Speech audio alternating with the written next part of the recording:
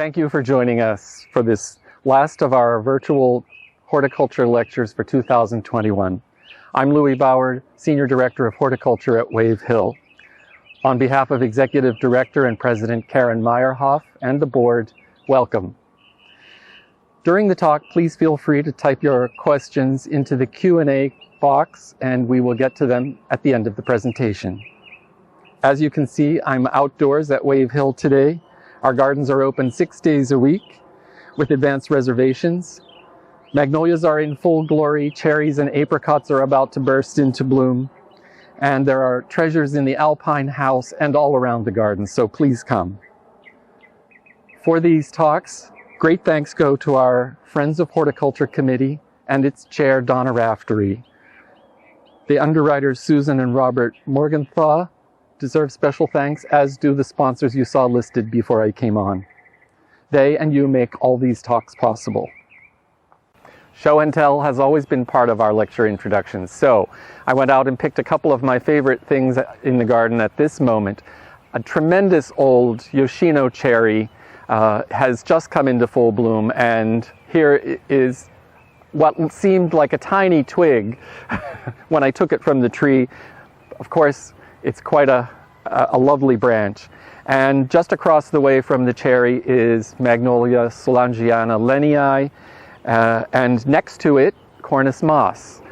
Three really wonderful plants, trees in bloom right now in the garden. To be truthful, Fergus Garrett and Margaret Roach need no introduction. Fergus is perhaps best known as the head gardener of Great Dixter, the influential 20th century garden in Sussex, England. He took on this mantle after working many years at the side of Christopher Lloyd.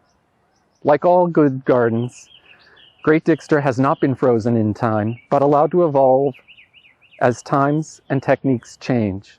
Wildlife has always been respected at Great Dixter, but now this large garden sees it with more significance. Margaret, we are privileged to consider a friend, is one of America's best-known garden writers, with thousands of followers of her New York Times articles and an enormously popular podcast. Both of these enlightened gardeners have found they have taken similar turns in tending parts of their land. Although related in concept and science, the ingredients, the materials, and even life itself is very different on opposite sides of the Atlantic. So Fergus is going to show and tell about the current goings-on at Great Dixter, and then Margaret will come on to ask questions and share some of her experience. So, welcome Fergus and Margaret. Thank you so much, Louis. I'm sorry that the first picture is a grim one. I want to reassure you that this talk is not going to be a grim talk. It's one that says we can all do something. And together we can act as gardeners, as people who love our cities and our towns, and do something that's really positive that will make a difference. So I really want to thank everyone at Wave Hill, all the underwriters and people who've supported this lecture for making it happen. As Louis said, a special thanks to Donna Raftery, whose idea this was to do this. And there are many people in the audience that have inspired me or have supported me. Eleanor Briggs, for instance, she's always been so positive about this message, and about linking horticulture and ecology together. And inspirational characters like Marco, of course, have been so sort of inspirational to me as I grew up as a gardener and matured as a gardener. And thank you, John Gwynn, if you're listening, because following you over those years as an ecologist, your passion was infectious, your enthusiasm and knowledge is inspirational, and you guys are the unsung heroes of this subject as horticulture and ecology moves closer together. And of course, I'm really chuffed to bits that I'm sharing the stage with Margaret, who's doing this alongside me, and this is a subject that's been dear to her heart over the years, and she's been doing it for donkey's years. So look, it is a grim picture out there, but we will get to the positive stuff. But if you just look at the facts, you know, more than 40% of the UK species are showing a significant decline. Things like swifts and cuckoos and turtle doves, and the woodland bird index has crashed, and pollinator index is down significantly as well. And the United Kingdom, as an example, has failed to reach 17 out of its 20 UN biodiversity targets, which were agreed 10 years ago. And that's not just the UK, it's throughout. You know, it's in Germany, it's in my own home country of Turkey, and it's happening throughout the world. But it's been interesting, COVID, hasn't it? Although it has been tragic for so many of us, but the shock waves of COVID have reminded us of the precious relationship that we have with nature. You know, it's just people have yearned to be outdoors, to listening to bird song and being closer to the greener world. But as this is going on, you know, thousands of acres are being lost to development, thousands of acres are lost to intensive agriculture, and everything is being fragmented, and biodiversity is isolated. You know, in the UK, out of the 658 urban species surveyed, nearly 60% have declined, and nearly 40% have declined strongly. So it's obvious that our natural world is increasingly under threat. And for many of us, I mean, I studied ecology as part of my course at university, but it was never sort of brought together as a subject that was linked to gardening. But doing this audit has really underlined that a garden can be rich in wildlife, you know, and this is Great Dixter, a garden that isn't just garden for wildlife. It's garden as an intensive garden for show, for the public to come into. It's full of experimentation. It's dynamic, but it is as rich as the land that's around it. It's as rich as the ancient woodlands, the ancient meadows, the pasture land. In fact, it's the survey has proved that it's richer than that. But importantly, one feeds into the other and it works together, and they form a complex mosaic, and diversity is key to all of this, you know. So it's important now that we say to ourselves, let's not just leave all of this up to ecologists and politicians. We can all play a part in this. You know, Great Dixter is a large garden, but small gardens can play a part as well. You know, they can be stepping stones that form wildlife corridors, and because so much has been fragmented and isolated and links broken, and we can play a part in rejoining all of these. It's just changing the way that we're thinking, you know, just thinking that every space matters. And even though Dixter is not in the USA or in Canada or in North America, or it's in Britain, but examples from us relate to you and are relevant to you as well. So we can all learn from each other. So there it is, that marvelous house that's in East Sussex with a garden around it that was gardened by my great hero Christopher Lloyd, who's in the photograph behind me, and it's a marvelous place. And as I said, it's a garden that's garden for show.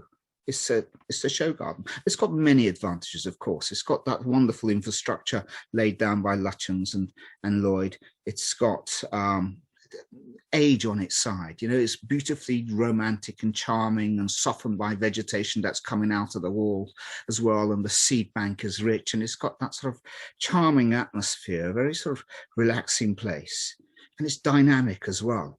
You know, just as in the wild, as one lot of vegetation takes over from another, the same happens at Dixter. So if you look at this dry stone wall, look at it again just a few weeks later as the vegetation changes. And this sort of change goes on throughout our garden, and it rubs shoulders with the formal topiary pieces, with the formal yew hedges, and the countryside flows into it as well. And those exotic and exciting plants burst through and give us the show that we have in the garden. So all of it is working together to give us a display, but to also give a food source and a habitat for all the wildlife that shares this place with us. And Dixter is the most charming and atmospheric place. You can see with the meadows that do so much for that garden, allowing the countryside to come flying into the garden. And these meadow areas, which we surveyed as well as the borders, are a complex mosaic of wildflowers that follow one after another. This is the topiary lawn. It was a formal topiary lawn a few years ago. Christo allowed the grass to grow, and look at all these orchids that are just absolutely rare in the countryside around us, but abundant at Dixter, because it's the right sort of, we manage it in the right way to achieve this. And this needn't be a big lawn, can be just a little pocket-sized stump, in a corner of a lawn where you can allow these meadow flowers to come. And as Anna Pavard described it, Great Dixter has got that wonderful handshake with the wild, the countryside coming flowing in there. So you can see from this photograph. But if you look there is definition. You've got that magnificent house. You've got those colourful, ever-changing borders. You've got a path. You've got short grass next to long grass, next to the trees and scrubs. And if you like, the woodland edge that then flows out into the woodlands that surround us as well. So you can see from there's diversity, which is important. The short grass is as important as the long grass to give us the diversity. And we love the fact that the buildings are swallowed up by this vegetation. We love the fact that these plants kiss your ankles as you make your way up onto the terrace. We love the fact that the terrace changes from one week to another, so that, Christopher used to put out his table and chairs here and sit back and meet his guests. And from one month to another, the scene would change, and he would enjoy not only the flowers that came and went, but also the insects that visited them as well. So it's extremely exciting place. So the terrace, as I showed you there, within a few weeks changes to that. And that sort of element of change not only occurs in the walls and the terrace, it happens in our borders as well, so that we go from a show like this that has Queen Anne's lace and alliums to a show like that within a matter of weeks. That's exactly the same place. So you can see that the countryside comes in and envelops that place. You can see that it's softened by vegetation. You can see that there's an informant element to it. But you can also see from this photograph that it's a punchy, joyous, colourful, rich, abundant garden. And this was Christopher's gardening style, gardening with Niphophis and Eupatoriums and Rudbeckias and Artemisias to give us the painting that we want that will excite people. And it's a garden that changes from one week to another. So this may be the long border in June. This is it in August. This is it in October, and then it's there with its winter skeletons in the winter as well. And that was the long border. This is a stock bed with alliums first, followed by Ami majus and their permanent perennial plants flowering amongst the Ami. And then this photograph taken in July, and this photograph taken in October in the same space. So you can see over a long season, whether it's the walls, whether it's the meadows, whether it's the terrace, whether it's the long border or these areas in the high garden, the garden is ever changing. It's a show garden, it's a display garden. And this layered planting that we have mimics what happens in the wild. It in fact enhances what happens in the wild, because in the wild we may have bluebells and wood anemones that come underneath our oak forests, and then the oak trees get their leaves and everything, that the ground flora becomes quiet. So in the garden we may have crocuses and snowdrops underneath Prunus tenella. The crocus and the snowdrops finish flowering, the Prunus tenella takes over. When the Prunus tenella finishes flowering, the cornflowers then take over. So a succession of vegetation, this layered planting that gives you a long season of interest, but a long season of food crops for these plants. As well as this sort of natural change that happens as one lot of vegetation takes over from another, we force change as well in this garden. What we do is that we make sure that we change certain areas, whether they're bedding areas or they're exotic garden, because we want to paint a different picture with it from one year to another. So the exotic garden may be basking in sunshine and with its glorious color from dahlias and trees that have been cut back to give us foliage and cannas, to something like this, which is just completely engulfed by vegetation, so that when you lift your head up high, you're looking up through the foliage to the sky. So we go from a scene, and then the scene changes again the following year. So we go from a scene like this, colorful and jazzy, to a scene that looks like this, which is sort of envelops you and transports you to another world. So you can see that it's a garden that has got a lot going for it. It's colorful, it's rich, it's ever-changing, it's dynamic, you know, and it's heavily gardened by us, by skilled gardeners and a whole team of people that look after that place to make it joyous for the visitors. And these are just some of the images of what that garden is like. So Dixter is a highly yet sensitively managed garden. We're a show garden, we're dramatic, as I said. So everyone, especially ecologists, expected the wildlife value to be low in this garden.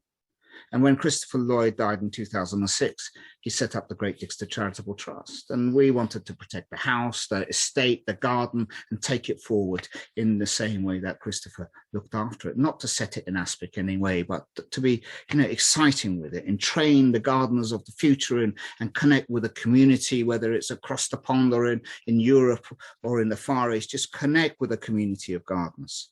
We guessed that the estate was already rich in biodiversity because of all the meadows and all the ancient woodlands and so on. We weren't organic. We sprayed, we used pesticides and we used herbicides in Christo's time. But as well as that, we patted ourselves on the back, enjoying the natural elements of Dixter, the woodpeckers, the bees, and all of those, and sort of they don't quite go hand in hand with each other. But we were this sort of strange situation where we gardened in these inorganic methods, but also enjoyed the wildlife that was there. And these are the sort of things that we were seeing, from great crested newts to badgers to all of those things that shared that ground with us. But when Christo died, I wanted to take things further. So I stopped spraying. I used organic fertilizer instead of inorganic, and I used less fertilizer altogether. And I allowed the outside verges to grow, encouraging vegetation to billow out. And the place became even more charming. But it also raised a few eyebrows, especially within our team as well, who are sort of used to gardening at this high level. And this didn't happen within the garden, it happened outside of the garden, and just allowing that countryside to sort of embrace the space a lot more, you know, and it looked rather nice. And inside the garden, I allowed certain self-sowers to be more abundant, things like cow parsley, Anthriscus sylvestris, you know, Queen Anne's lace. So the garden billowed in the sea of white foam at cow parsley time. And we started playing around, you know, creating more meadows, because, you know, everybody remember that statistic that 98% of our species-rich meadows had been lost since the 1940s. So creating another meadow would tick the box. So we started doing that, you know. So we've taken a field that we'd leased out to a farmer and cultivate it, or just take the thatch out and then take the orchid-rich hay from our own meadows and hay strew into those fields, and bring the village and the community in, and my young children as well. All this sort of bring everybody in together and meadow make and create another orchid-rich meadow. And it went from the brown site that you see on the top left to something that's now dripping with orchids within a few years, and that made us feel good as well. At the same time, my wife, who is an ecologist and zoologist, kept on saying to me, darling, get a proper audit done, because Dixter is rich, but actually you want to know exactly what's there, because if you know exactly what's there, then you know how to manage it properly. So I completely ignored her, and then, you know, carried on making a connection with the butterfly conservation body and managing our ancient woodlands in a way that created a mosaic system as well to encourage more butterflies, but also use those woodlands to make hurdles and benches and charcoal and supply firewood for the house like this traditionally was done as well. So open up the woodlands, you know, so we know that we were doing the right thing. And so we would pat ourselves on the back again. And so this is I'm not going to go into it in detail, but it's a complex map of how we manage our woodlands to give us diversity, from high forest to areas that are kept low, to the scalloped edges, to clearing the space around ponds, and so on, to encourage a broad range of vegetation, differing amounts of shade, and a broad range of insects and animals to use it as well. So this is a map that sort of explains that. Again, so using these sort of these silvicultural techniques that rub shoulders with the ecological ones to create something that was actually quite exciting in our woodlands. And so we're creating a mosaic system in our woodlands. But then I thought, why not create one in grassland as well? Looking at these sort of tables that were sort of put down by that great grassman, Terry Wells. And so why not cut different parts of the meadow at different times of the year, the meadow outside, to create a mosaic grassland as well as that mix the grazing element to give us diversity. So we started doing all of this, cutting at different times to give us flowering hiccups, different set of plants. Long grass plants are different from the short grass plants, grazing with sheep, and then low density grazing and high density grazing and all of that. So, and the grassland is teeming with life at Dixter. And then so I bought a moth trap and thought, I'm going to set a moth trap at Dixter, set a moth trap, and then these sort of hundreds of moths just came out of nowhere, because you don't even know these things exist, until you come across them. And they're the most beautiful. Everybody goes on about butterflies, but these are the most extraordinary things as well. So you set a moth trap and it would be dripping with moths, extraordinary looking moths as well. So I'd go back to Amanda and said, great, we saw such and such a moth and lots of it. And she'd say, darling, get a proper audit done so you know what you've got and you can manage it accordingly. So of course I ignored her again and went on and did all sorts of other things, and saw another woodpecker there and something else there. And she would always say, get an audit done. So I set up a biodiversity committee, and in that committee I had my wife Amanda at one side and my assistant Sarah Seymour, and then we got in touch with the London Swift group and put Swift boxes up. We did a bumblebee project, and all these ad hoc studies that we were doing. And then I wrote to the British Archaeological Society, and they turned out to be reluctant to come. They said, we're not interested in surveying gardens because on the whole, they're quite sterile. And that just got my back up a bit. And I thought, how dare they say, because we're really rich. So I said to them, why don't you come and use the old 15th century manor house as a meeting room? I'm sure you have an annual general meeting. So why don't you do that? And you don't need to survey the garden, but we'd just like to invite your group. And so they came. They had their meeting, they had their sandwiches, I gave them drink as well. They went out and looked at the compost heaps. And just to get some fresh air, they found 77 species of spider on the compost heaps within 40 minutes. And on this gate, the front gate, they found a jumping spider that hadn't been recorded for about 70 years. And then walking down the path, they found under a paving stone that covers a watering point, they found a spider that's only been recorded in 3 other sites in the UK. And of course they said, can we come back? And before I knew it, we were on the front page of the British Archaeological newsletter with 7 pages, or I think it may have been 11 pages in there talking about Dixter spiders. So here's an organization that thought a garden was sterile. And then I'd made these sort of interesting wood piles, and they came back and looked at those and find lots of lovely detritivores. And I was trying to, play around with land art, and rather than burn wood, I was doing all these sort of ad hoc things. And then I see a woodpecker with the swallows would be back. I'd see great crested newts, and I'd go home to Amanda and say, I've seen these. And she'd say, really get a proper audit done, because you've got to know what you've got in order for you to manage accordingly, because there is this thing called the web of life. Be aware of that. It's not just the odd thing that you see here and there, and all your studies are quite ad hoc. Get the experts in so they look at everything, and then you'll have a management plan. So, and that's what we did. So we got a historical archaeological assessment, so that because the way the land's been used in the past is relevant to the way the biodiversity is developed, because it creates sort of little sort of nooks and crannies, and it creates the diversity. We looked at everything from from butterflies to moths to lichens to all sorts of insects, birds, mammals, all of that, and got this sort of extraordinary report out.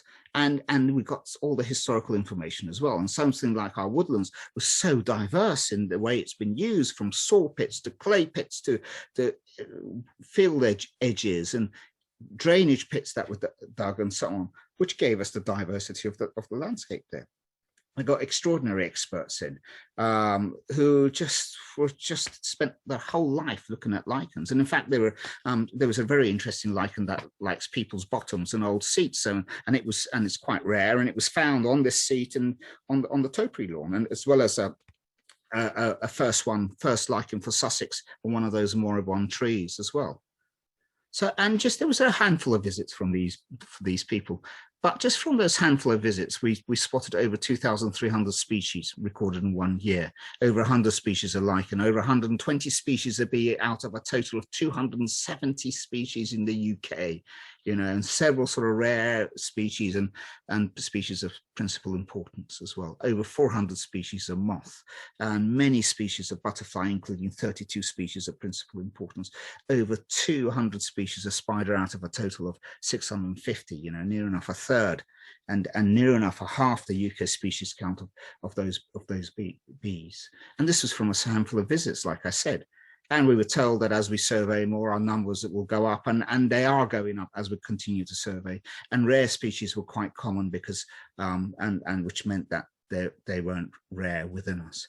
And our lead ecologist, Andy Phillips, who was one of those people who didn't want to come, who was part of the Arachnological Society, said that Great Dixter was one of the richest sites that he surveyed in 30 years. And it was an eye-opener for him, and it changed the way he thinks about gardens. Now he calls us a garden nature reserve, and that he thinks that we should be designated a local nature reserve or a local wildlife site. It just completely changes this way. And the reason we're rich is that we have a wide range of habitats: wet, dry, sunny, shady, mosaic woodland to mosaic grassland to bare ground with detritus rich. We've got porous buildings, we've got old fence posts, we use a lot of recycled material, there are porous walls and so on. It's a complex and diverse mosaic. And also, like I said before, there's a long season of pollen and nectar-rich resources, that long succession planting. There's no spraying for the last 14 years. There's trauma and disturbance from digging, which creates another habitat. And there are high populations of umbels and alliums, which are very receptive to insects. And because we've got a lot of insects, the web feeds itself. So it just shows that an intensively managed garden with these sort of ecological practices can be a haven for wildlife. And Great Dixter proves this. And even though Great Dixter is a large garden, it's 6 acres in total, small gardens can add up to be significant, So small gardens in towns and villages and cities, green roofs, brownfield sites, parks, all of these places can add up to be significant. So it's just about mimicking our model without jeopardizing ornamental aesthetics. You've seen that from those photographs, how rich in color we are and how ornamental we are, but the wildlife is with us as well. So you don't need to be turning yourself into a blackberry or a bramble patch in order to have that. You can have it with non-native plants and so on, because what gardens are their woodland edge. And if you look at the UK, one of the habitats that's come under most stress is that ecotone of woodland edge. And this is what a garden is, where woodland means grassland, you've got the scrub in the middle, you've got the shrubs in the middle, and all the perennial plants associated with that as well. And within a garden setting, you've got the complex range of habitats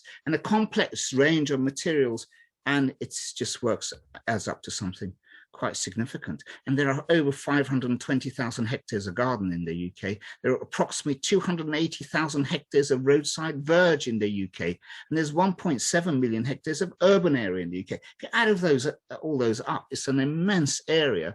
And that's all outside of the food production zone. And that's all within our control.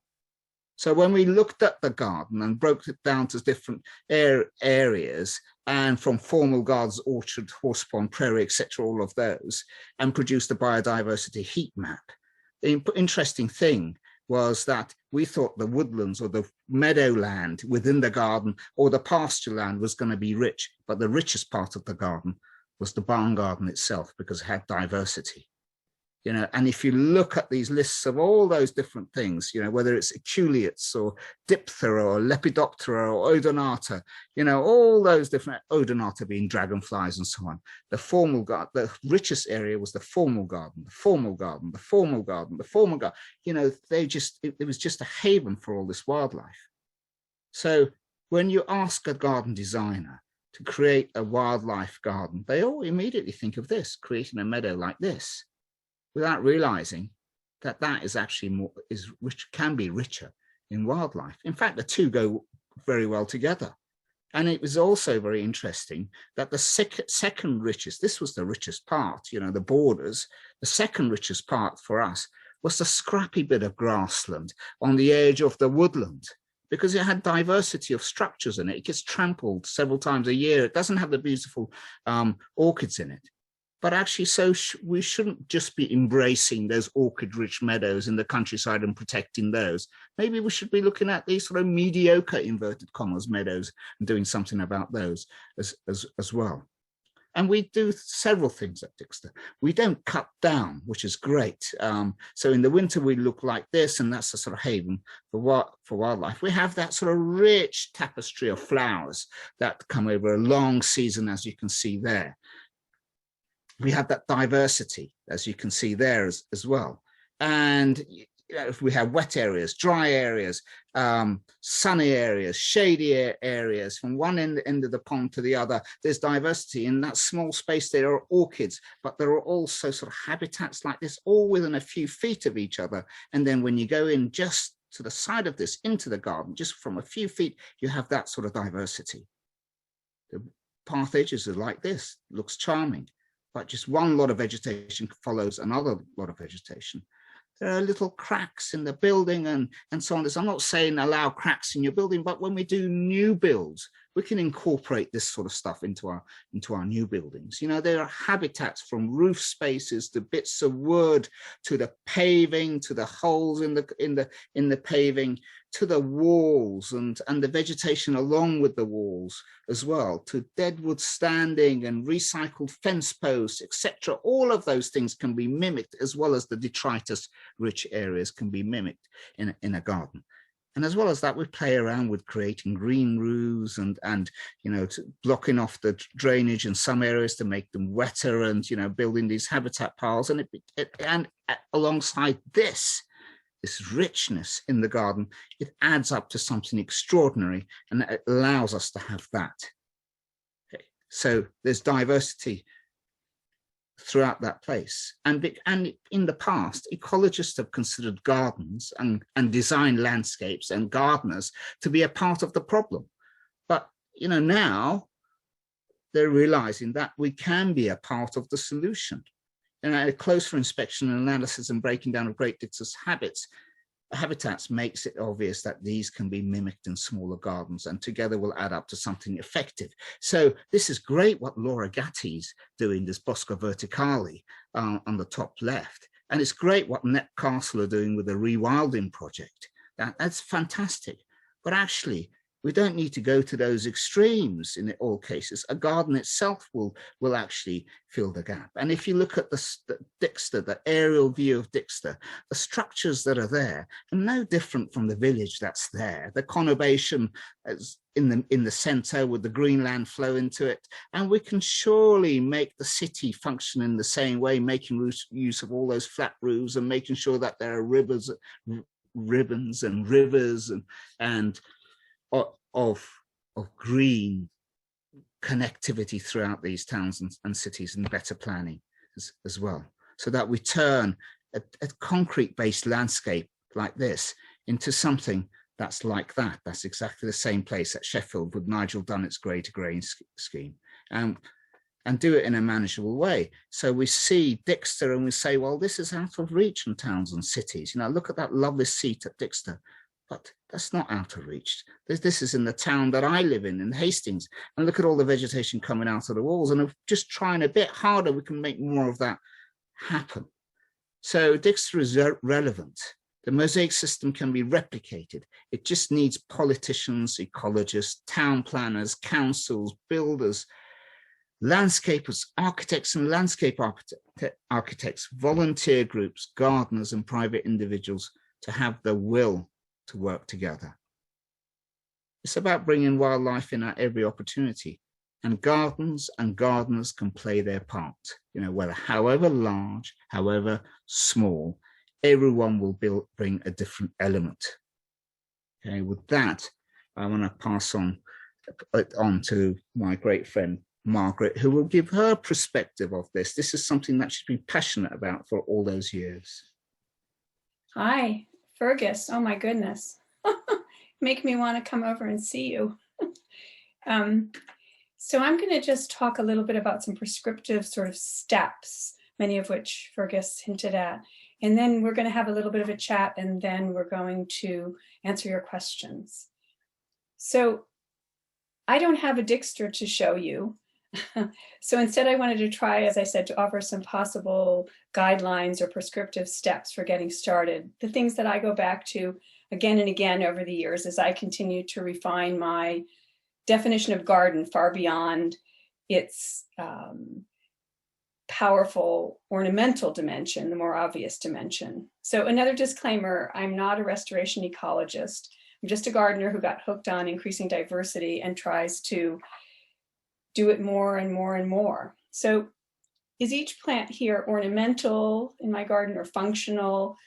Or in the case of some non-native ground covers I planted 30 or so years ago, tipping the scale to downright invasive. Lots of questions. So the 150-year-old apple trees that I had nothing to do with planting, this is one of them. This guy's like 40 feet across and 30 feet tall.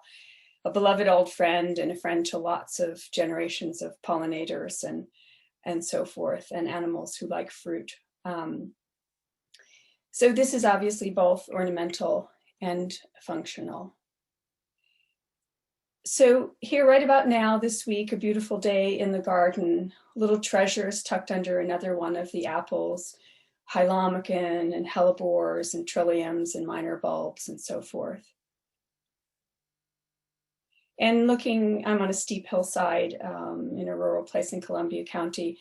And so from uphill looking down at the house, another beautiful day right around now in the garden, the espalier Asian pear, on the back of the house, a bit of a crab apple, the gold hinoki cypress, conifers, etc.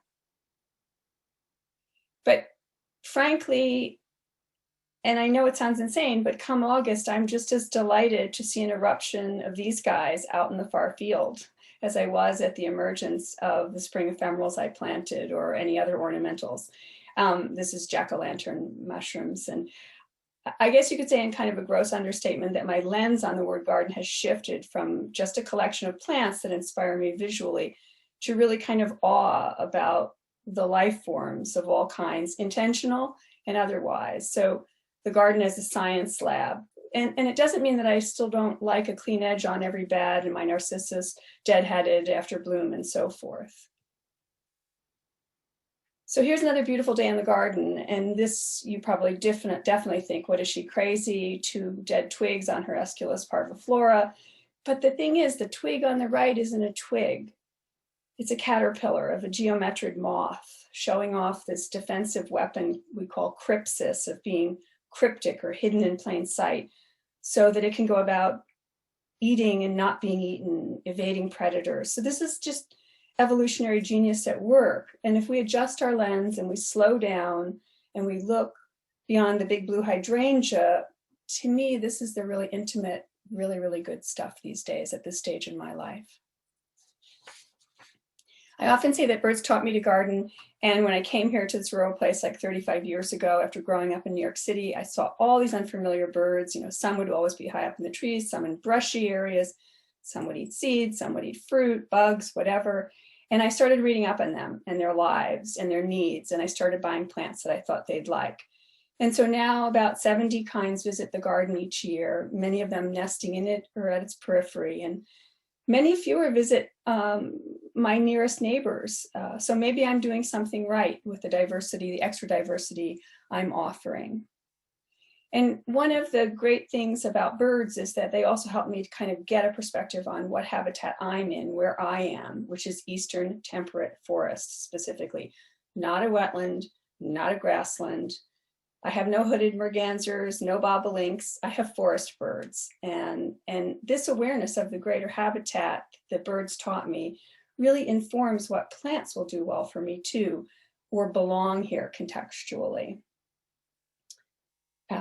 So birds also taught me about the food web and about how my instinct as an ornamental gardener who wanted everything just so was in conflict with a lot of the life out there. Like, this is a native hickory tussock moth caterpillar eating a hole in my canna and pooping on it for good measure, like insult to injury. And I've really had to learn to resist the wish to squish, you know, and to get to know my insects. Super important. And, you know, Doug Tallamy, the great entomologist and ecologist at University of Delaware, you know, says it best: if you provide insects, all the things that will eat insects will show up. So our job, our mantra is to grow bugs. And these guys will show up, some of your best garden helpers, organic garden helpers, the dragonflies and damselflies, great insectivorous insects. So again, my orientation is birds. They're my inspiration. They're the one I'm the most connected to for the longest. But you could think of yours as like a butterfly garden or a pollinator garden or however you like, because if you support the food web in any manner, all the boats rise. So I guess these days I grow moths most of all, and I was pleased to see that Fergus had moths in there too. Their caterpillars fuel the food web like no other organism. They're the baby food of the songbird set, without whom basically no baby birds would fledge the nest. So I'm obsessed with them. And honestly, until the 2012 edition of Peterson Guide to Eastern Moths came out, I really was oblivious. I had no idea. I'd never noticed them. There's about 1,200 species in my county. In those ensuing years, I've already photographed and identified about 200 species here in the garden, and I'm a total amateur. I know nothing, just curiosity. So most of the time you'll find me instead of with a garden book by my side, and I shouldn't say that as a writer of garden books, but you'll probably find me with Dave Wagner's Caterpillar Guide or Seabrook Lecky and David Beadle's Moth Guide next to me. So I promised some steps and prescriptive steps. Obvious, no chemicals. Fergus talked about this. You know, they're indiscriminate killers. We can't use them. Native heavy plantings. I have lots because I started as a collector, kind of a gardener, buying all kinds of things for their beauty from all over the world and so forth. I have a lot of non-natives, collectory plants, especially in gardens around the house. So these days I make room to heavy up on the natives. When I'm adding things, a lot of times they're natives. So Doug Tallamy says probably a 70-30 native, non-native still works as effective habitat, generally speaking. And I show acorns here because oaks are the most powerful plant of all. And I'm very, very lucky. I didn't know when I came to this place years ago that the heavy lifting had already been done.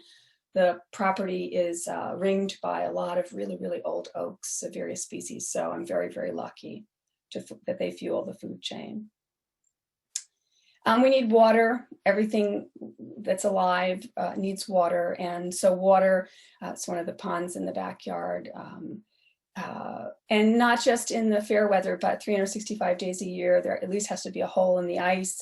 I use a floating de-icer to accomplish that so that all the creatures who live in the water and also want to utilize the water in the off season can. And, you know, you could even just, you know, you say, I don't have a place for an in-ground water garden. You could just have seasonal troughs. And these obviously terracotta can't be outside in the winter, where I am at least, in zone 5, but you could have a galvanized tub or a bird bath with just a defroster in it. So we've all heard about this, less mowing. We've got to stop growing so much diversity lacking lawn. My experiments with this to reduce the amount that I mow and increase the diversity of my place, I'm unmowing. I'm not spending a lot of money on planting meadows with seed or plugs or whatever. I'm unmowing and seeing what comes up, and then timing my subsequent mowings once a year or whatever, according to what comes up to favor the desired plants. So in this one little island, this was my first island that I did like this, and there's many of them now. Little blue stem came up, and 5 species of goldenrod just showed up, several of asters, and who knows what else. So I edit out things like rubus, and I, fool around with it a little bit, tweak it a little bit, but generally speaking, the unmowing is where I'm at as opposed to planting a meadow. Fergus mentioned this as well, the ecotone, or the edge. We have a lot of abilities in the garden as gardeners to create ecotone, layered plantings, making 2 habitats meet each other the way field would meet forest, because that's where a lot of the action is for birds and for insects and so forth. So even if we transform the rings, the mulch rings around our trees, for instance, into layered ground cover, maybe low shrubs leading up to that tree, that's creating ecotone. I backed up from the property line almost all around the whole place. Even in a conventional sized yard, you could back up 6 feet and create sort of a bio hedge. I use a lot of winter berries and native viburnums, aronias, and so forth to do this. He mentioned this as well. We need to have a long season of flowers from the earliest that we can to the latest we can, which is going to then stagger the availability of fruit and seed. And so, from up here where I am, February into March, the salix with the first pollen resources, to the last of the Ilex verticillata, the winter berries, to fuel migration or keep animals and birds warm in the winter with those lipid-rich fruits. Evergreen cover, both for the aesthetic and also for shelter. And this is probably one of the biggest things, the biggest ahas I've had. One of the biggest potential diversity boosters is to alter the way we manage dead and dying trees. Tons and tons of biomass and billions of invisible organisms are alive within each tree we erase from our properties, grinding out stumps and so forth.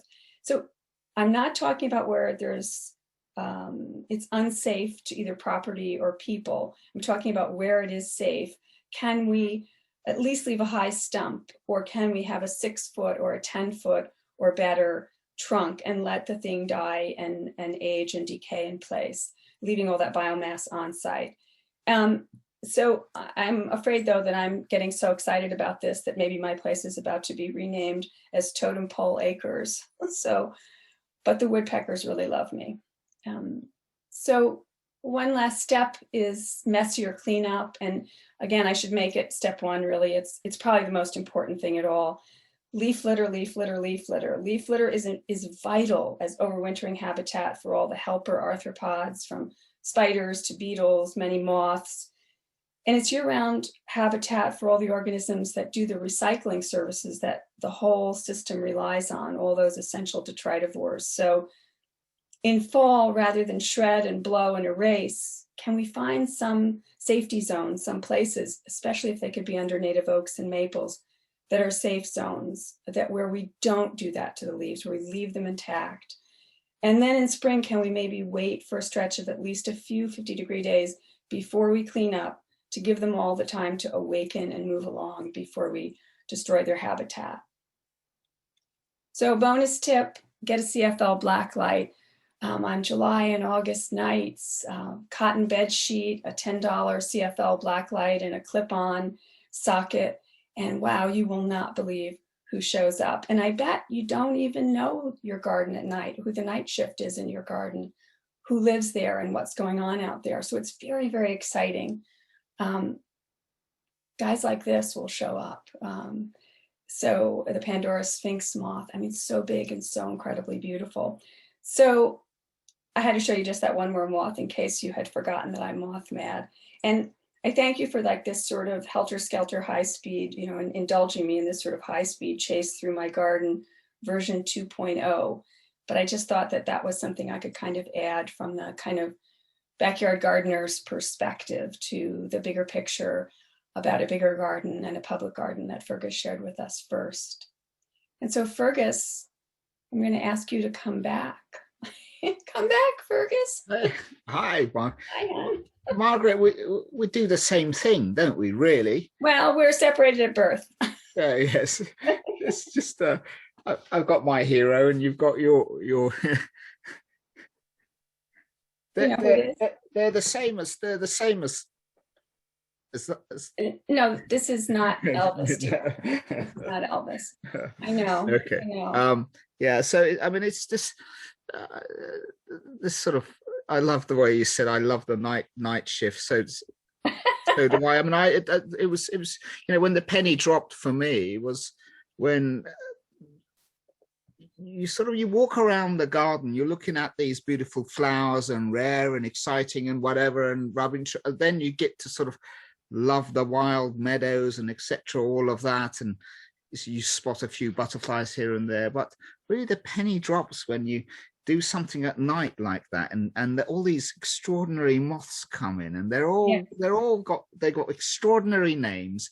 They're extraordinarily well camouflaged. They're diverse. There's so many of them. Just blows your mind. And I just thought, hold on a minute. And the more then I looked into not only moths but everything else that shared the garden was that being in the garden has become so much more exciting as a result of just being aware of what else shares the ground with you. And also it's which has been really important is that they're not coming into your space. Actually, you're in their space. So that you need to have a great amount of respect that you're in their space. Right. So we've established that moths are kind of both of our spirit animal, or at least our spirit insect. Do you have like an animal that visits Dixter that you feel connected to? I'm crazy about the bobcats that come here in the garden, and also the two species of fox, but I think you have badgers and so forth. We have badgers, and they're extraordinary, really. They live in the woods, and it's really at bluebell time, which is near now. They have these they change over their bedding on a nightly basis, and so you get these sort of bluebell flowers that go in a tunnel underground, and then they kick it out the next day and another one comes. So they're really extra. I mean, they're a menace in the garden because they dig up everything, and then they want to have a showy latrine, don't they? So they pick the best display of tulips, and then they dig it up, and then they must have a real sort of a room with a view, and then but then you just get to accept these and live with these, and so we put up little hurdles that we make out of wood to get them to go somewhere else. I think badgers are really, but all those sort of field mice and those sort of things, all of them is interesting. So I was remembering my first visit to Dixter many decades ago, and I can still visualize two things most of all: the long border and then the unmown areas that sort of beckoned you out, like the calm, that pulled you out. How did Christo, he was on to this, but did he have training in it? You said you studied ecology. I think, and his father was deep into formality and gave the sort of the bones of the place. His mother was a wildish gardener. She loved William Robinson and that style, and so and I think her eyes were already open. Her brain was already switched onto this, and she passed that on to Christo, and I think, and as Christo saw more things in the wild, so when visited more wild communities, he traveled around the world, and he wasn't so much interested in gardens. He was interested in what happened outside of the gardens, in the countryside, and that did two things for him. Not only does it change the way you plant and changes your eye, but actually you just appreciate that Mother Nature can do it so much better than you. And so he was like, he was a kid, really, like we all are. He loved seeing all those insects. He was interested in beetles. He was interested in birds. He was interested in mushrooms, the whole natural world. Of course, he wrote about color, and he was sort of, cantankerous on the page about certain aspects of. I never noticed. But he was the sort of he was so deeply connected to the countryside around him in those woods and wildlife that you just said cantankerous and so forth. Something totally off track, but just really quickly. I have a book of his called Clematis. I think I have the version from like the late 80s, and even though it's like 30 years ago that I read it, the opening sentence of one chapter I've never forgotten. An unpruned clematis looks like a disemboweled mattress, a painful sight. Yeah, he's So great, isn't it? so Yeah, to this yeah. man who writes that, I don't think of him as, the grasses, the unmown areas and so forth. It just surprised me. Well, I just use that word cantankerous, but some people regard him as being cantankerous, but actually he was a really a deeply sensitive soul, and really, and so I remember Margaret sharing. I know we're meant to be doing questions and answers, but this is nice to chat, isn't it? But I know people going out and looking at a bush of Escalonia bifida and Cristona, and there was all these, it was covered in peacock butterflies, and we spent ages trying to count them all, and he's saying 74, and I was saying, well, I've got 172, and it's because the butterflies were moving around the bush, and we recount, and we just had sort of magic moments like that. I wanted to ask you about the native versus non-native thing, and you kind of talked about it a couple of times, but every article I do for the New York Times that mentions anything but natives, anything, whatever, I dare to list something that's not native, I get this outcry in the comments from droves of commenters like that I'm a hideous person. And do you experience in the UK, do you have this sort of tension between native and non-native? Is there headbutting, or what's the kind of tone? There is, and there has been, but maybe not as much as in your country, because I think invasives are a bigger problem for you than they are for us, because our sort of our vegetation is much more tightening. Also, the British flora is pretty poor. Really, I think there's something like 2,400 species or 2,800 species. I mean, the city of Istanbul's got more than that, but the debate has been expanded. What is native and non-native? Because how far back do you go? People embrace snake-said fritillaries, Fritillaria meleagris, but they were only recorded for the first time in the 1600s or something like that. So they're thought to be an introduced plant as well. I think, and it was very interesting speaking to our ecologist about it, because when I was taught ecology as part of my course at university, it was all about natives, okay? And it's only just now changing, where even these ecologists are saying the insects don't mind what they visit, as long as they have it. It's a food crop, the insects don't care. I think, we are quite careful about what we do outside of the garden gate. We try and protect the local provenance and the local flora and whatever on that, but we're not ashamed of having non-natives in the garden at all. And I think that the key thing which you touched on is that we have natives and non-natives rubbing shoulders. And so the variety is there, the seasons are extended, and so I think, we're not going to change the countryside, but in the garden we're free to experiment. And this is the great thing about Dixter, because we're extremely rich, but we weren't trying to create a wildlife garden. We were trying to create a garden, and the wildlife was there as a result, you see. And so we've got this terribly rare bee called the longhorn bee. That's meant we've got the only inland population in the UK. There's 12 other sites it's found at, and it's there. It's feeding on the long border. So why not let it feed on the long border? Yeah. And pictures, and you mentioned them also.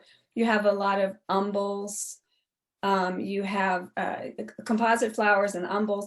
They're very accessible to insects, as you were pointing out. So they're more generalist kind of, you're not specially shaped where you have to have a long nose to get in there or whatever. So that's obviously helping you in your choices, whether they're native or not native technically. Yeah, absolutely. I think the key is that we've got diversity of habitats, diversity of food crops, and like you say, we don't spray. We don't spray. That's really but fascinating, really. What the man who was doing our report, who hated gardens to start with because his wife dragged them around gardens and as an ecologist, and he couldn't see anything exciting. He got bored of them, and then they got a divorce, and that left a sort of rather sort of black mark in him. So he just hated gardens. And so when I tried to get him to come and do a report on Dixter, he just wasn't interested at all. Now he's our biggest fan. But so I love hanging around him. He's a sort of like a insect nerd. I mean, he looks like an insect. He looks like a moth as well. He's very pale. He spends most of his time at night looking for the new moth to come over the channel so he can put his name to it. But he's become this sort of extraordinary garden lover now. And he said to me, oh, have you got any campanulas next to rotting wood, next to long grass? Because I think I might see the such and such campanula bee. Wow. And so I thought, where have we got this? And Aaron's fruit cage up at the top. So we went up to that, and there's a campanula persifolia. There's an old post that's rotting and long grass next to it. We went there, and it was full of that campanula bee there. It's insane. It's extraordinary, really. Yeah. It's like winning the lottery doing that. It's just, I just love these people. That's why I'm married to Amanda, because it's this sort of that mind of being sort of close to all those sort of living creatures. It just adds another dimension to your experience. Yeah. So I'm just going to take a couple of the questions, and then we can keep chatting or whatever. But Jill is asking, Fergus, do you need water for orchids in field use like that? Is that irrigated or? No, those areas aren't irrigated at all. They just get on with it. In fact, there are areas of the garden, large areas of the garden, that aren't irrigated at all. It just gets onto it. There are areas that are irrigated. But the important thing about those orchids, those terrestrial orchids, is that, there's been massive habitat loss due to intensive agriculture in Britain. There's a lot of pressure on the land. Right. And so they just need the right sort of habitat. They belong to hay meadows or low density pasture, but predominantly hay meadows. They have a symbiotic relationship with mycorrhiza, with a fungus in the soil. And that's a world that we don't know enough of, but an extraordinary world. And I think people are just waking up to that now. Yeah. And it's not, the simple answer isn't buying a bucket of stuff and chucking it in your garden. It's much more complex than that. But that sort of mycorrhiza world is a fascinating world. So they have a specific symbiotic relationship with mycorrhiza. And as well as that, their seeds are tiny. They're only about 7 or 8 cells big, so they're tiny, so they can't have this massive vegetation above them. So at some point the grass needs to be short in order for them to germinate and then get up and see the light and get away. Otherwise they're just not going to make it, really. And but it's the sad thing, dear old Christo, we turned a topiary lawn into a meadow. We just let the grass grow, and I thought he was crazy actually when he first did that, because I hadn't matured really in that way. And after about 6 years, we saw one orchid, and he got the bottle of champagne out. Let's celebrate this one orchid. And then the following year, we saw 3 orchids, and then the next year after that, we saw 11. And then he died. He passed away. Yeah. Now there are thousands on there. Every time I visit that, I think, he would love that. In fact, a good friend of mine, Dan Pearson, and I just sat down on the paving and just looked at these orchids and just looked at the orchids, the bees visiting the oxeye daisies and everything else around it. That sort of microcosm of life in that meadow. The garden was looking glorious, but we just sat by this sort of long grass, and we just said, this goes deeper than anything else. It does. So let's see, among someone from New York City Audubon is saying, visited in 2019, was blown away, nothing sterile at all at Dixter. This is interested in hearing if projects like Great Dixter, what you're doing now and what Isabella Tree is doing with wilding in Newcastle. So this person is saying that it's all really inspiring what you're doing and what some of your colleagues. Yeah, and you know what? It's really interesting what they're doing at the rewilding project, Mark, because we're almost at 2 extremes. They're rewilding and they've got a lot of life. We're highly managed, ornamental, with riddled with synanthropic species, and we're at that area as well. But we're both wild, you see. So we're both rich in biodiversity. Right. And actually we've engaged and we've met in the middle and sort of talked about it with them. So it's very interesting for us to sort of have that communication, right, because that's from one extreme to the other. So I think what we're doing at the moment is that we are just, we're monitoring. We're also educating as much as possible, but we're also going out to the local community. So we've been heading a project where right, we've got all the villages around us looking at whether they should be doing biodiversity audits, rather than just thinking, oh, we just need to put a meadow there and we've done our bit for biodiversity. But look at how much trees you've got, how many hedgerows you've got, whether you've got enough ponds, are they shaded, is there enough long grass next to short grass, are there enough habitats, etc. Is there enough debris and detritus? You know, map all of this out, get an ecologist involved so that they point you in the right direction. right. And then you may need to create a meadow, you know, to make a difference. But actually you may not. You may need more woodland edge ecotone, you see. So do it, you know, let the science lead you. And, you know, it's quite nice getting to bed with these people, isn't it? These ecologists, it's quite, you know, that sort of, and so we're influencing a lot of towns and cities around us, or villages and towns around us. But also I'm trying to do something in Hastings here to make this into a garden town, you know, so that we're engaged with the local authorities to see if they can, you know, from the town centre, not only create community gardens, but actually radiate out roadside verges and tree plantings to connect up to the countryside as well. And that's been really looked on positively. And I've got a team of people together on that, including lots of ecologists and people, and lots of community people who want to get involved. But it's just slow working with the local authority, and everything is slow just because everything has to be done properly. Within the can I just say one thing? Within the garden, all our trustees, everybody are just completely engaged with actually making a real difference to you know, the horticultural community, to sort of get the message out that you can still be showy and colorful and have high degree of wildlife. Yes. You know. Here's a quick one that I'm going to answer from Mary Jo about what exactly is a moth trap, because we both sort of either showed or alluded. A moth trap can just be, as I mentioned, a white sheet and a CFL black light or any other light source, and watch who shows up. Trap is not a word like trap, like to kill or anything. Entomologists also, when they're surveying an area, they use various types of traps, most of which have a light source at night. And some of them are like net boxes, and the moths go in, but they can't get back out type of thing. Not to kill them, but to survey how many. So it can just be as simple as a source of light, Mary Jo, like my sheet and my light.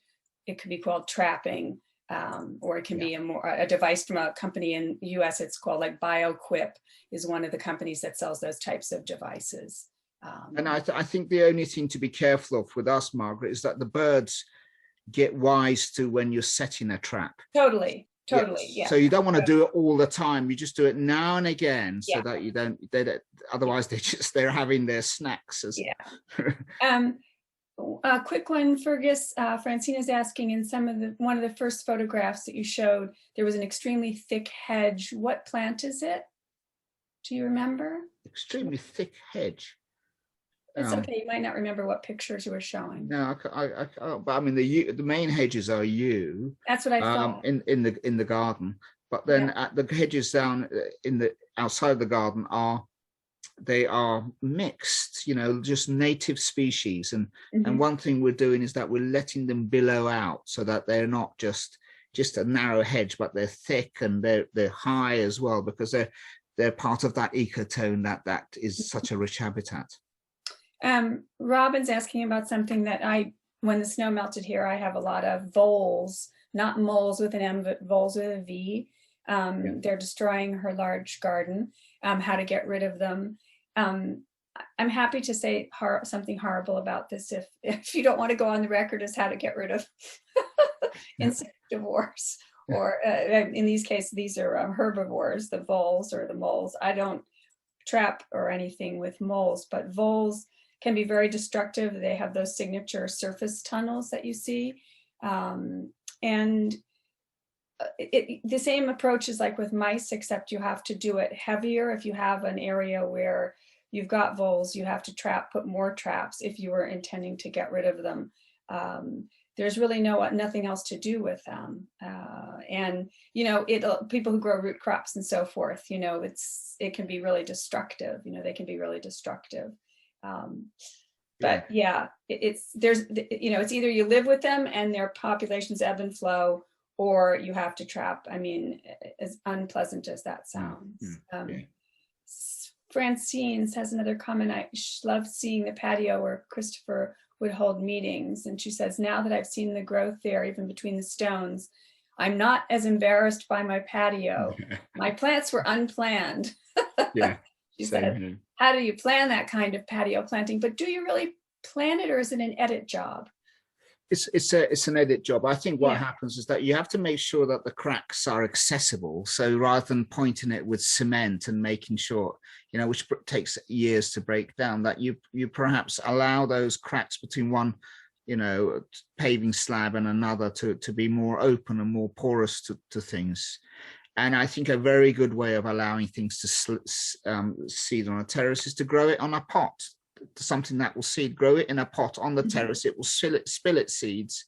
I think a problem comes when you start buying little plugs that are grown in peat or something. You try and shove it into a little crack and a hole, they just dry out and they don't do it. So let it naturally seed itself, and then, like you say, it's an edit job. Right. So we'll go through a bunch more quickly. Pamela's a garden designer here in the tri-state area, New York, etc.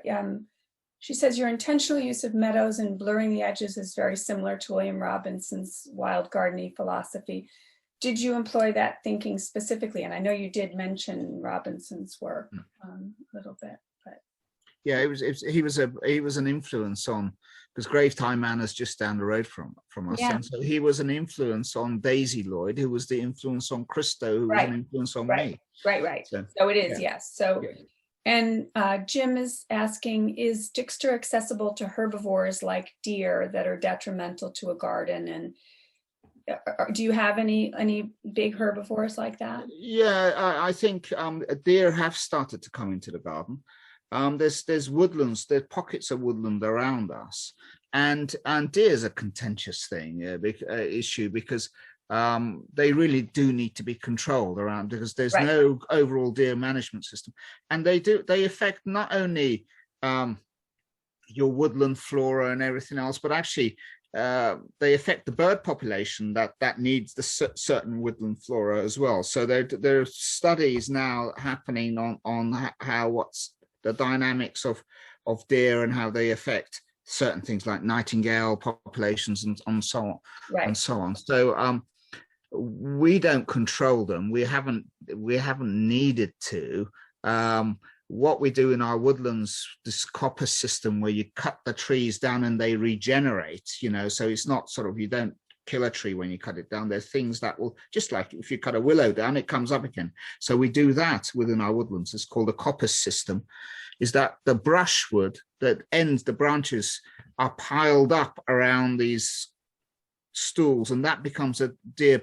It not only becomes a nice tunnel for a vole or something like that to sort of escape the buzzard, but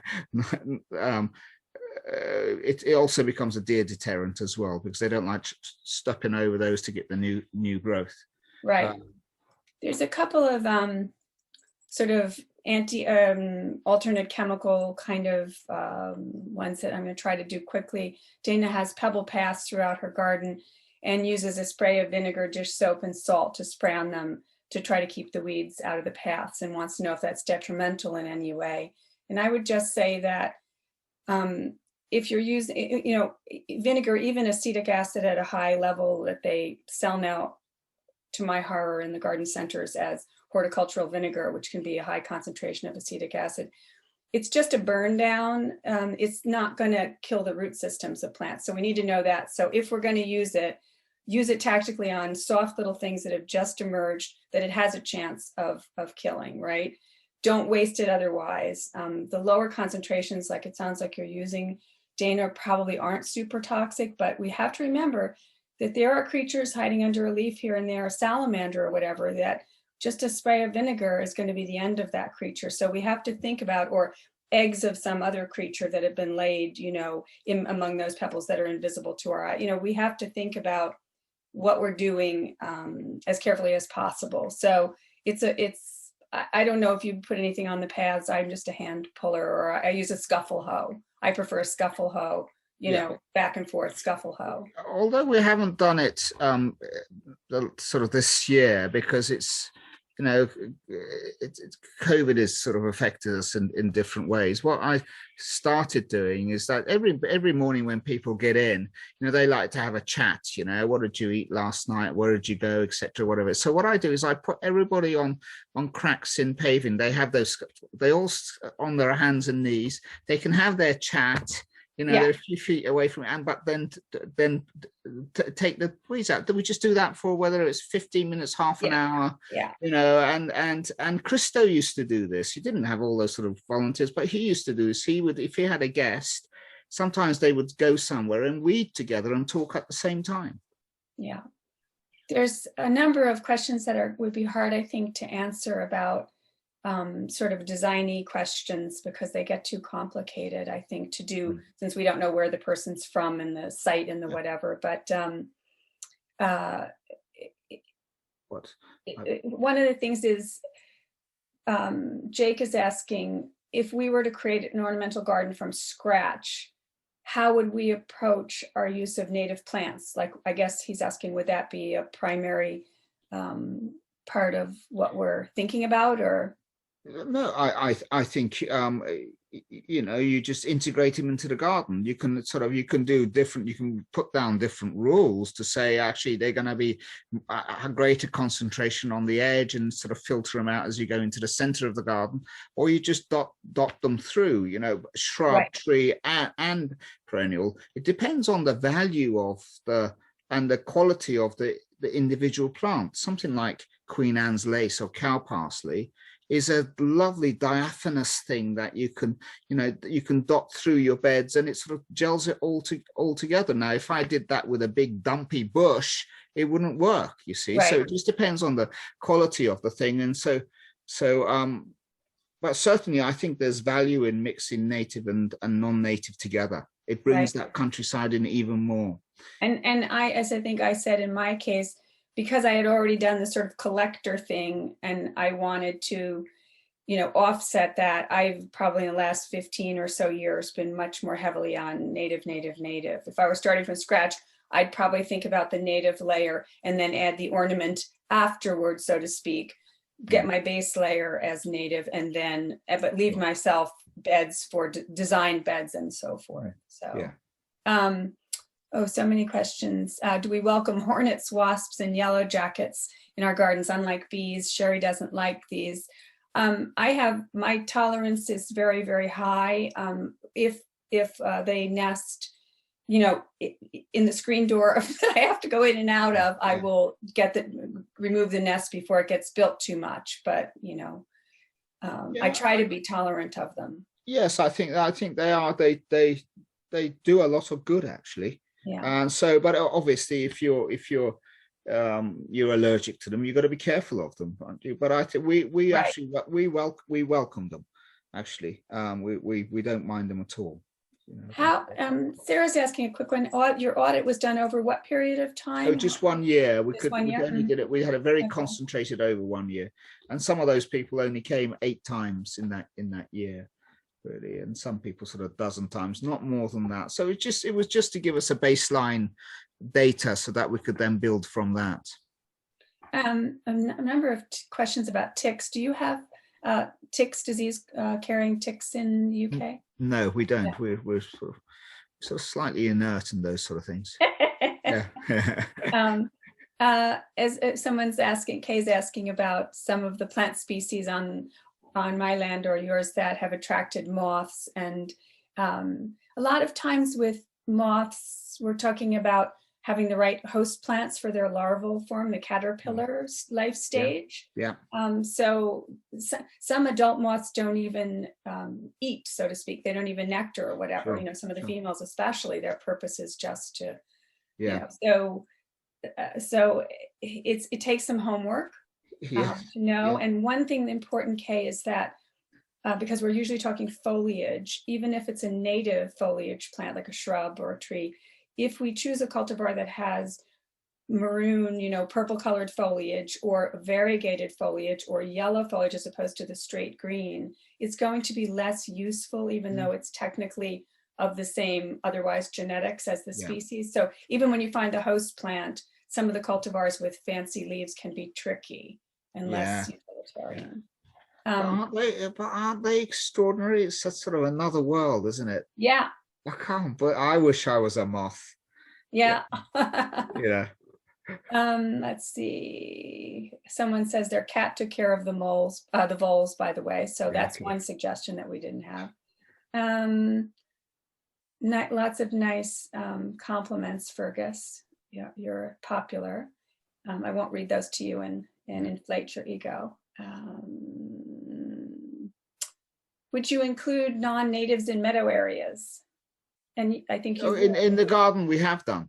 Yeah. Only because we have less problem with invasives, and that's the key thing. I think Christo was very gung-ho about this but he was actually behind the scenes. He would never put something like Allium trichoectrum in his meadow areas because he knew that it would escape, really. So I'm very careful with all of this stuff, especially as our climate changes, because something that was non-invasive can become invasive. So in our meadow areas, we're careful, because you're trying to get plants to naturalize and make themselves comfortable. And so what last thing you want is for them to sort of escape out into the wild, especially where you are. So there's a couple more, but we'll just do one real quick one. Regina's asking about managing mosquitoes and the water elements in the garden. I don't have any problem with it because I have the 70 species of birds, because I have so many frogs, because I have so many dragonfly species and damselfly species, et cetera, et cetera. It kind of balances out. The other thing to do is don't let those water features get to be a slimy, gooey mess of, string algae and fetid and disgusting. I mean, we need to shade the surfaces with floating plants and, have the water be in good condition. So it's not you have oxygenating plants as well. I mean, that word, hi, Louis. That word you used of balance, isn't that fantastic when that happens? When we used to spray the water lilies for water lily beetle, but they'd come back year after year, and then we just left them, and then the predators found the water lily beetle. So we don't even, now, I mean, it took 1, 2, 3 years, but now we don't even have to think about reaching for a spray can or ordering a chemical or trying to solve a problem, because there seems to be a balance, and that's just absolutely sort of everything's harmonious. Isn't that really lovely to be in a situation like that? Yes. But you have to hold your nerve, really. Exactly. Well said. Yeah. So here's our chaperone. Talk about balance. Not alone anymore. Talk about balance. You two are wonderful together, and so inspiring. Wonderful to hear. I wish I had hair like you, Louis. It's changed color a little. Well, thank you so much. This has been a terrific evening. Thanks, Louis, for having us. And a great way to end our series this year. Thank you so much. Well, all I have to say is that at Wave Hill, we have a few things that will keep people coming in to visit our garden. A few garden programs that I'd like to highlight is Wave Hill gardener Susan Stracera giving an Alpine House tour on May 13th. That's a Thursday. April is Arbor Month in the garden, so we have a virtual Arbor Day tour with my assistant director, Stephen Conaway, on Friday, April 30th. Our garden guides are back starting Sunday, May 9th for the popular Sunday afternoon walks. And you can find all of these things at the calendar at wavehill.org. And we hope to see you in the garden. It's looking beautiful. And we look forward to talks again next winter. And this will be a hard one to top. Thanks to you too. Oh, Have a good night. Thanks for joining us. thank you. Thank you, everybody. Thank you, Margaret. It was really, and we could have talked for ages, couldn't we? And thanks, Louis. And Thank you. everyone. Thank you Say very hello much. to the badgers, Fergus. Yeah, that's true. I'm going to go out and look for some moths now. Good night. Bye.